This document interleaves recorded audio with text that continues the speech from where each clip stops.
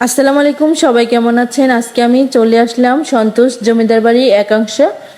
দেখুন সবাই, কি সুন্দর পুকুর ঘাটটা দেখে আমার ভালোই লাগলো, মনোরম পরিবেশ। এটা ভেবে ভালো লাগলো যে জমিদাররা আগে এই পুকুরটা রেখে দিয়েছিল জমিদার আমলে, সেই পুকুরটা এখনো বর্তমানে আছে। এই যে আমি এখন চলে যাচ্ছি জমিদার বাড়ির ভিতরে।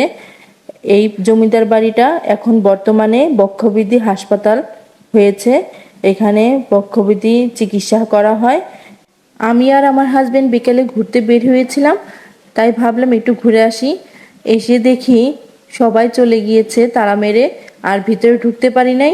আর অবশ্য ভিতরে এখন ক্লিনিক হয়ে গেছে, এর জন্য আমরা ভিতরে যে লাভও নেই।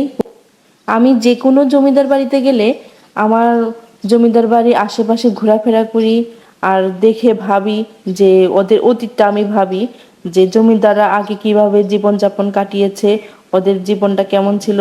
আমার ভাবতেই খুব ভালো লাগে। আমার মনে হয় আমি যদি সেই জীবনে জমিদার আমলে থাকতে পারতাম। আর দেখেন কি সুন্দর মনোরম পরিবেশ, পুকুর ঘাটটা, এখানে সবাই বেড়াতে আসে কম বেশি।